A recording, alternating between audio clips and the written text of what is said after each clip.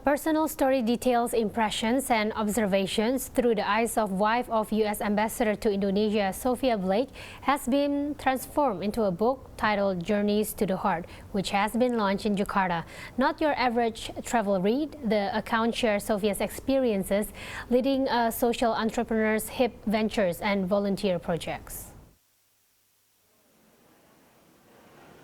The 212-page book, written in everyday language and combined with witty illustrations, is about Sofia's journey and the lives she has touched in finding their places in the mix of people, projects, and districts.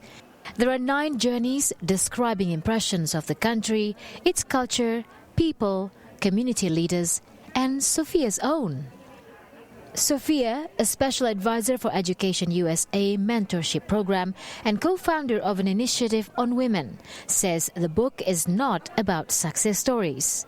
It narrates her work with change makers and also of her encounters and failures in making connection with the people she works with. If I had had only successes here, I would never write a book.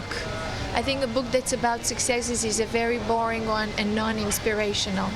So the real need for me to write was because I felt I had made mistakes and I wanted to learn and remember the lessons. Some of the mistakes are really remembering to keep your eyes in the long term and not only the short-term success or plan, and building patience for things and building teams. So whatever idea you have or initiative or something you want to accomplish, take your time to ask the right questions of why you want to do it and how you're going to do it and who can help you. So for some of the things I've done, I didn't do that. I rushed.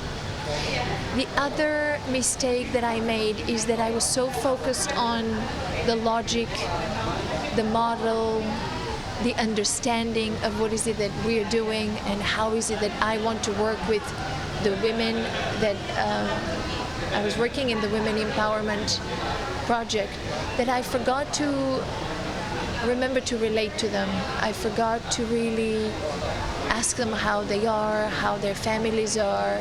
I was so obsessed with their work that I had forgotten to connect with them personally.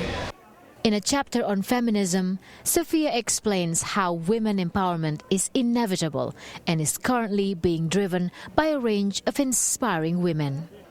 One of those is Hotlin Ompusungku, the co-founder of Alam Sehat Lestari, ASRI, a community health clinic in West Kalimantan. Perjalanan sebagai teman baru yang membuat saya memahami konteks yang lebih luas.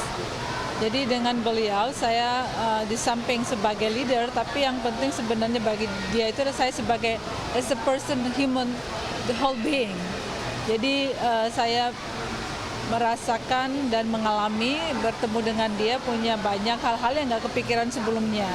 Sebagai leader kita terlalu fokus kepada satu hal yang sebenarnya kita melupakan hal yang lain.